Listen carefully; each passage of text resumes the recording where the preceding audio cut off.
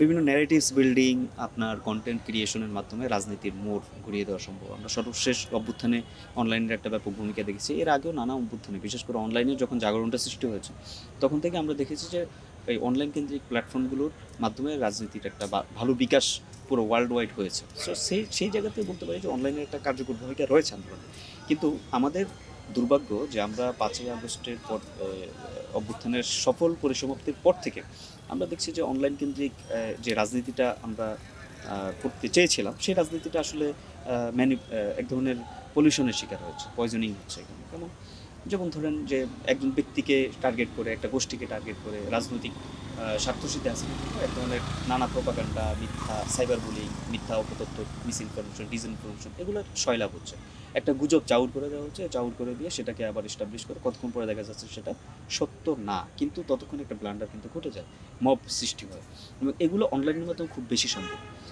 আমাদের ছাত্রদলের পক্ষ থেকে আমরা এই এই চ্যালেঞ্জটা আমরা মোকাবেলা করছি। এখন বটবাহিনীর প্রসঙ্গে আপনি যেটা বলেছেন, আমরা দেখি যে প্রথমে আসি বটবাহিনীর আসলে কী। বটবাহিনীটা আসলে আমরা সাধারণ সেন্সে মনে করি এটা ফেক অ্যাকাউন্ট ভিত্তিক রাজনীতি।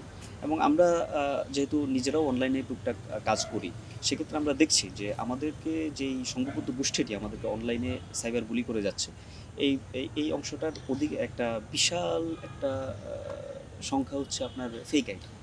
হ্যাঁ, এখন এইটা আমরা ছাত্র শিবিরের ন্যারেটিভসের সাথে তাদের যেই মানে তাদের যে ন্যারেটিভস এটা মিলে যায় বিধায় আমরা বলছি যে এই বটবাহিনীটা মূলত ছাত্র শিবিরের। আপনারা একটু সজাগ দৃষ্টি রাখলেই দেখবেন যে ছাত্রদলের এগেইনস্টে একটা সংঘবদ্ধ আক্রমণ কিন্তু হচ্ছে এখন। সো আমরা যেটা করছি সেটা ওপেন পলিটিক্স। আমরা ইতিপূর্বে মাঠের রাজনীতিতে আমরা খুবই ওপেন ছিলাম। আমাদের উপর দিয়ে অনেক রক্তপাত হয়েছে, আমি নিজেও অনেকবার আহত হয়েছি। হ্যাঁ, এখন আমাদের রাজনীতিটা খুবই ওপেন ছিল। তো আমাদের এই রাজনীতিটা যেমন ওপেন এবং আমাদেরকে চিনে, আমরা যদি একটা লেখা লিখি সেটা আমাদেরকে চিনে সবাই। আমাদের এই রাজনীতিটা ওপেন, অনলাইনের রাজনীতিটা ওপেন। কিন্তু আমরা দেখেছি ছাত্র শিবিরের যে রাজনীতিটা সেটা হচ্ছে তারা আগেও আপনার ছদ্মবেশে রাজনীতি করেছে। এবং এখন যেটা দেখছি সেটা হচ্ছে যে তারা তাদের যে আপনারা হয়তো এটা দেখেছেন 5ই আগস্টের পরবর্তীতে বিভিন্ন জায়গায় হঠাৎ হঠাৎ করে ছাত্র শিবির উত্থান হচ্ছে। অমুক জায়গায় 2 জন, অমুক জায়গায় 3 জন, এরকম উত্থান, আত্মপ্রকাশ রাজনীতি তারা করছে। তো অনলাইন কেন্দ্রিক তাদের এই সংখ্যাটা অনেক বেশি। এবং এটা আমি মনে করি যারা প্রকাশ্যে রাজনীতি করে তারা এই সাইবার বুলিগুলো করে না।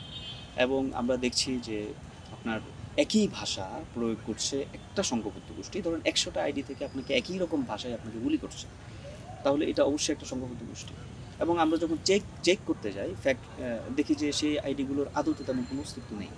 হ্যাঁ, ওদের দেখা গেলো যে কোনো পোস্টে থাকে না, এদের কাজই হচ্ছে বিভিন্ন জায়গায় কমেন্ট করে বেড়ানো, বিভিন্ন জায়গায় ব্যক্তিকেন্দ্রিক অ্যাটাক করে বেড়ানো।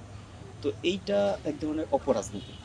সুতরাং আমি যারা এই কাজগুলো করছে, ছাত্র শিবির হোক কিংবা অন্য যেই হোক না কেন, প্রত্যেকের প্রতি আমার একটা আহ্বান থাকবে যে এটা আসলে রাজনীতির নামে ন্যারেটিভ বিল্ডিংয়ের যে গল্পটা আপনারা দেন সেটা আসলে না, এটা হলো অপরাজনীতি।